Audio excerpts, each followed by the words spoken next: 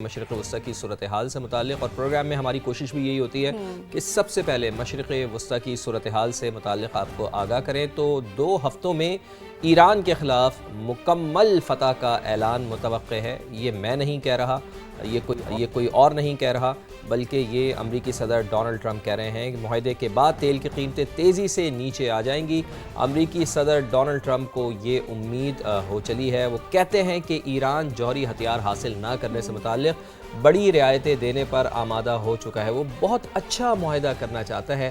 Tehran کے خلاف اسرائیلی رد عمل کو محدود کرنے کی کوشش بھی کی ہے۔ بالکل، اور انہوں نے یہ بھی بتایا ہے کہ نیتن یاہو کو بتایا ہے کہ جنگ شروع کی تو تنہا چھوڑ دیا جائے گا۔ دعویٰ بھی کیا ہے انہوں نے 5 ممالک نے مجھ سے نیتن یاہو پر دباؤ ڈالنے کی درخواست کی ہے۔ امریکی صدر کا معاہدے تک آبنہ ہرمز کی ناکہ بندی پوری قوت سے جاری رکھنے کا اعلان بھی سامنے آیا ہے۔ تو یہ سارے بیانات، یہ ساری سٹیٹمنٹس وہ تھی جو ڈونلڈ ٹرمپ آپ تک پہنچا رہے تھے، ہم تک پہنچا رہے تھے۔ تو امریکہ کے ساتھ مذاکرات میں پیش رفت ہو رہی ہے۔ اقوام متحدہ میں ایرانی سفیر امیر سعید ایراوانی کا اعتراف، تو ایران کی جانب سے بھی اعتراف کر لیا گیا ہے اس بات کا۔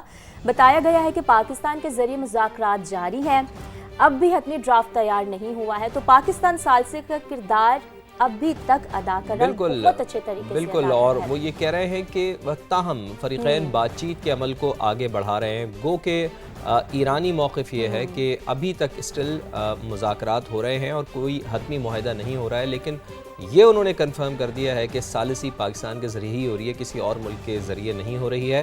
اسپیکر باقر غالباف بولے ہیں کہ ٹرمپ کے بیانات ان نکات سے متصادم تھے جن پر ہمارا اتفاق ہو گیا تھا۔ اچھا، یہ بات بھی صحیح ہے کہ ایرانی کچھ کہتے ہیں، ڈونلڈ ٹرمپ کچھ کہتے ہیں، ڈونلڈ ٹرمپ کچھ کہتے ہیں، اور پھر وہ چیز سامنے کچھ الگ ہی بن کر سامنے آ جاتی ہے۔ اسی وجہ سے باقر غالباف بھی یہ کہہ رہے ہیں کہ جن نکات پر ہمارا اتفاق ہوا تھا، امریکی صدر نے جو بات کہی ہے وہ ان سے بالکل ہٹ کے ہے۔ امریکہ جنگ بندی چاہتا ہے، نہ ہی مذاکرات۔ اپنے عوام کے حقوق کے دفاع کے لیے فیصلہ کن جواب دینا ہوگا۔ باقر غالباف کا یہ بھی کہنا تھا، سمندری ناکہ بندی کو دشمن کی ایک اور ناکامی میں تبدیل کر دیں گے۔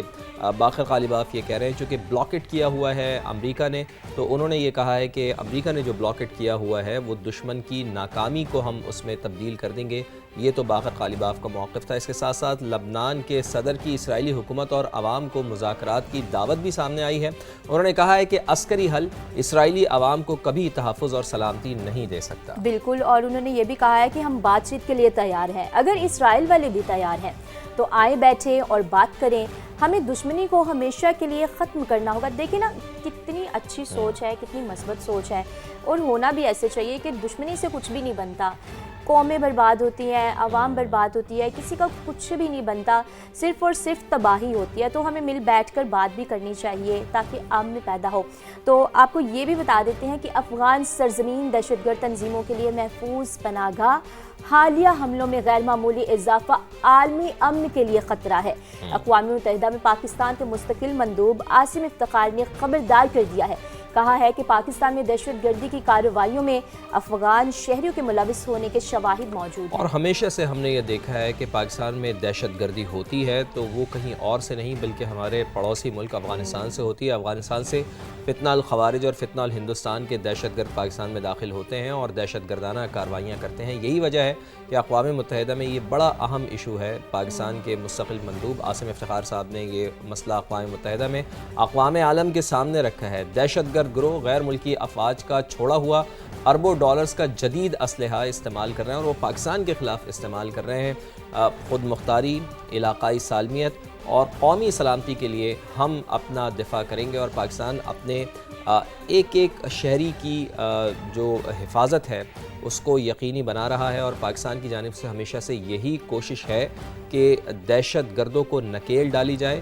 اور دہشت گردی جو پروان چڑھتی ہے افغانستان سے، افغانستان کی حکومت سے بات کی جائے۔ بات چیت کے دروازے پاکستان نے کبھی بھی بند نہیں کیے ہیں، لیکن شاید فتنہ الخوارج یا فتنہ الہندوستان کو یہ بات سمجھ میں نہیں آ رہی ہے، اور یہی وجہ ہے کہ ان کی جانب سے دہشت گردی کی کارروائیاں کی جاتی ہیں، لیکن پاکستان کی جانب سے ان کارروائیوں کا قلع قمع ضرور کیا جاتا ہے۔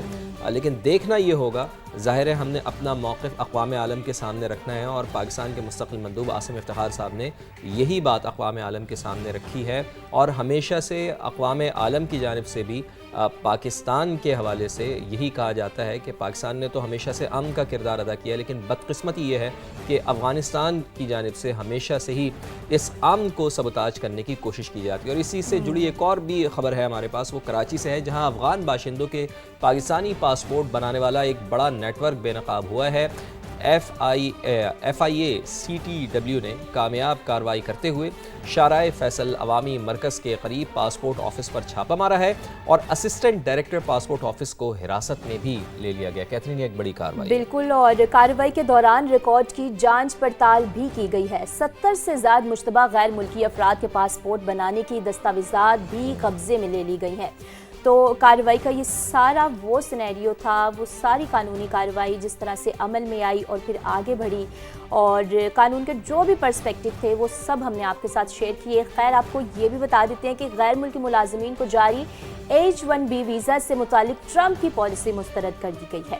امریکہ کے فیڈرل ڈسٹرکٹ جج نے فیصلہ سنا دیا ہے، اور فیصلہ انہوں نے یہ سنایا ہے اور کہا ہے کہ ٹرمپ انتظامیہ نے کانگریس کی منظوری کے بغیر اقدام اٹھا کر اختیارات سے تجاوز کیا ہے۔ صدر ٹرمپ جو ہیں انہوں نے H-1B ویزا کی درخواست پر $1 لاکھ فیس جمع کرانے کی شرط عائد کی تھی۔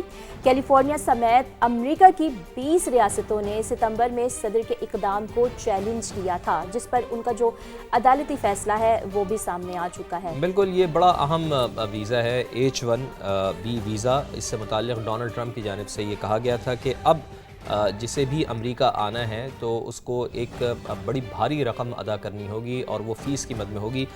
اس اقدام کو امریکہ کے فیڈرل ڈسٹرکٹ جج نے اس کو مسترد کر دیا ہے، اور انہوں نے کہا ہے کہ کانگریس منظوری کے بغیر ہی امریکی صدر ڈونلڈ ٹرمپ نے یہ اقدام اٹھایا تھا۔ تو ظاہر ہے ایک وہاں پر جمہوری معاشرہ ہے، کوئی بھی اگر آپ نے قانون پاس کرنا ہوگا تو وہ ایک باقاعدہ اس کا ایک پروسیس اڈاپٹ کیا جاتا ہے، کانگریس سے اس کی منظوری لی جاتی ہے۔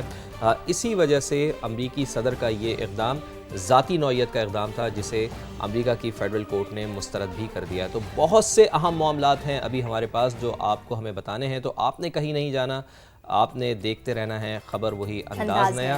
خبر وہی انداز نیا میں اب بات آزاد کشمیر کی، جہاں صورتحال اب بھی کشیدہ ہے اور شرپسند عناصر مسلسل حالات خراب کرنے کے در پر تلے ہوئے ہیں۔